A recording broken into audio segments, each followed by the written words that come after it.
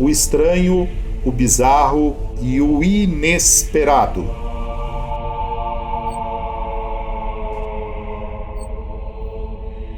A história se inicia em um lugarejo praticamente abandonado, com cerca de 30 habitantes. O lugar era ermo e cercado de mata fechada, porém, após alguns anos, o vilarejo cresceu mais um pouco e, com o crescimento, a igreja decidiu construir uma capela.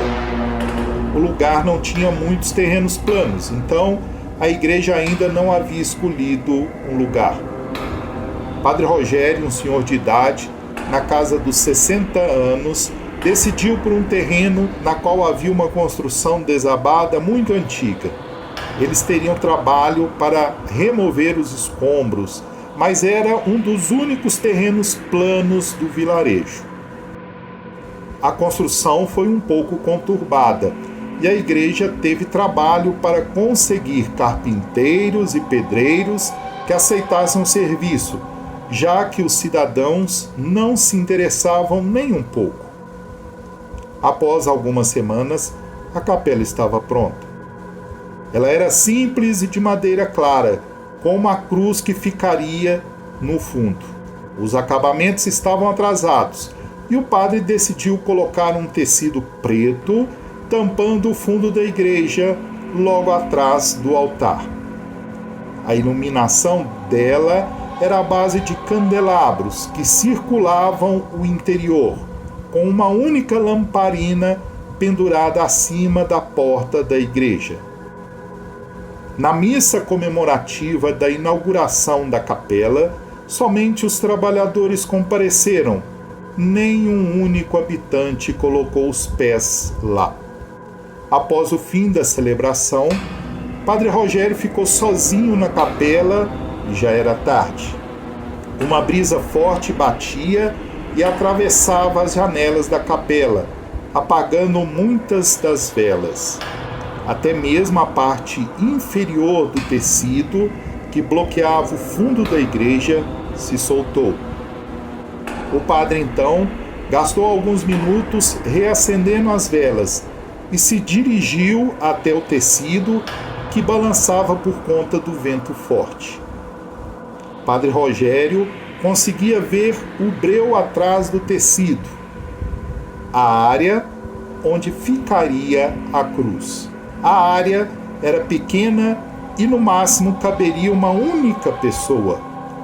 Mas o padre tinha a sensação que não deveria ficar olhando para lá e rapidamente pregou novamente as pontas do tecido e subiu para seus aposentos.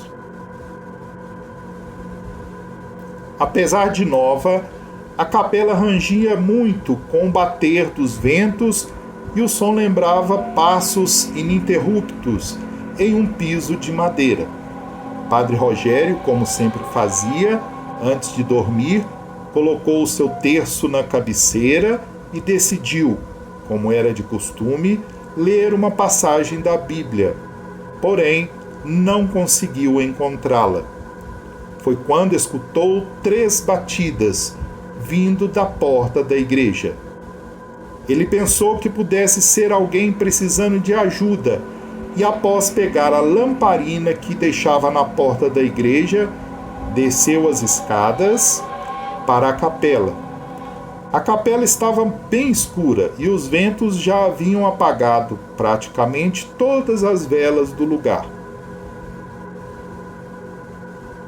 Padre Rogério seguiu lentamente até a entrada e abriu as grandes portas duplas de madeira. Porém, não havia ninguém do lado de fora. Após olhar bem ao redor, o padre decidiu fechar as portas, mas foi quando um vento forte quase o desequilibrou, apagando as únicas velas ainda acesas.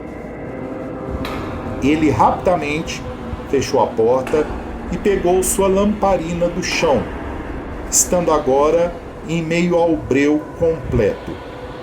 Lentamente, ele seguiu em direção às escadas para ir para o quarto, mas decidiu olhar para o altar e percebeu que lá estava sua Bíblia. Padre Rogério, então, desistiu de subir e seguiu em direção ao altar. A escuridão era profunda e a lamparina mal iluminava o ambiente e os passos dele. O vento forte do lado de fora fazia a capela ranger. Ele finalmente chegou até o altar e subiu pela escada lateral. À sua esquerda estava o tecido preto que cobria a área onde ficaria a cruz da igreja, e do lado direito o altar, onde estava a sua Bíblia. O padre se virou e começou a andar em direção ao altar. Foi quando a porta da igreja abriu de uma só vez. Um vento forte invadiu a capela e o padre pôde ouvir os pregos que prendiam o tecido se quebrando um por um. Ele se virou assustado. O tecido estava caído, porém ele não tocou o chão. Ele caiu sobre algo que formou uma silhueta humanoide coberta por esse tecido preto. Padre Rogério se desesperou. Ele não conseguia respirar e a figura seguiu em sua direção. O vento foi tão forte que a lamparina apagou. O padre não conseguia mais ver a figura e, apavorado, ele se virou para o altar e foi quando sentiu um toque gelado em seu ombro. No dia seguinte, encontraram o padre caído sobre o altar. Ele havia sofrido um infarto. Após saber pela população do vilarejo que o lugar era usado por satanistas no passado, decidiram construir a capela em outro lugar do lugarejo. Porém, a construção abandonada ainda está lá. Dizem que todas as noites a construção range inexplicavelmente.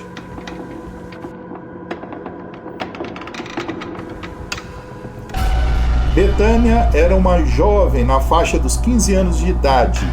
Ela vivia em uma família devota e desde pequena frequentava a igreja junto com seus pais. Seguindo o conselho dos pais, ela decidiu que quando crescesse, iria se tornar uma freira. Betânia e sua família viviam sua vida pacata em um pequeno lugarejo que havia crescido muito pouco nos anos que se passaram. A moça, a partir dos 12 anos, estudava em um internato liderado pelas irmãs de caridade da região. Betânia achou que já estava na hora de, enfim, seguir o caminho para se tornar freira. Afinal, ela já estava envolvida com este ambiente religioso na infância e depois no internato. Então, assim que atingiu a idade, decidiu então se tornar uma noviça e ela fez seus primeiros votos e abraçou em definitivo a vida em um convento. A congregação das freiras atuava há pouco tempo na cidade e tinha acabado de receber como doação um vasto terreno no centro do lugarejo onde Betânia nasceu e cresceu. O terreno era plano e até mesmo já existia uma pequena capela de madeira abandonada e em ruínas. A madre superiora da congregação aceitou a doação e logo se iniciou a construção de um pequeno convento naquele lugar. Quando a noviça soube do andamento da construção, ficou muito feliz, já que no futuro a mandariam para este novo convento e ela estaria mais próxima da sua família. Passaram-se 2 anos e, enfim, o convento estava pronto. Grande parte das noviças, cerca de metade da congregação, se mudaram para a nova edificação. O lugarejo fez uma grande festa para acolher as religiosas, especialmente a agora freira e irmã Betânia. Durante os festejos e acolhida das religiosas, sua família comentou das histórias do lugarejo, uma que remontava 80 anos no passado, que envolvia aquela capela que ficava no centro do terreno do convento. Na história, um padre havia falecido por conta de um infarto, pouco depois de assumir a capela. Diziam que um vendaval fortíssimo havia atingido o lugarejo naquele dia. Betânia não se deixava assustar por histórias de terror, e após o fim das festividades, a irmã Betânia e demais freiras e noviças se acomodaram em seus quartos no convento. No dia seguinte, Betânia e algumas das irmãs decidiram conhecer as demais dependências. O que mais impressionou foram os inúmeros quartos. Em cada um deles ficavam 2 freiras.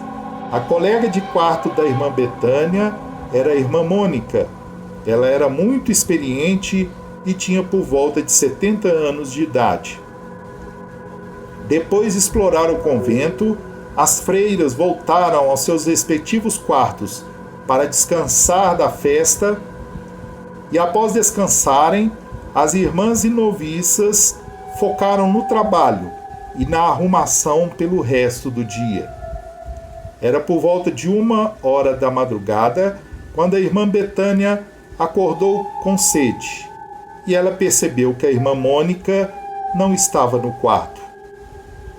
Ela ficou preocupada, talvez sua colega não estivesse se sentindo bem.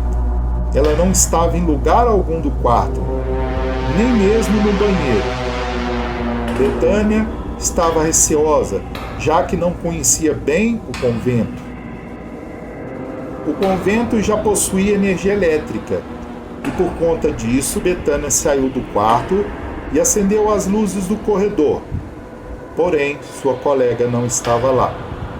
Os quartos ficavam na parte superior do convento, e na parte inferior, abaixo, ficava a capela do convento. Talvez ela estivesse orando. Irmã Betânia não quis acordar as demais freiras e se dirigiu para as escadas no final do corredor. Ela seguiu até a capela. Assim que entrou na capela, Irmã Betânia ficou paralisada. A capela estava escura e uma brisa forte soprava bem no centro da capela. Havia ali uma figura escura. Ela se estendia por metros. E logo ao lado estava a irmã Mônica, caída, imóvel e sem cor. Foi quando a figura se virou em direção a Betânia e se dirigiu em direção daquela jovem freira.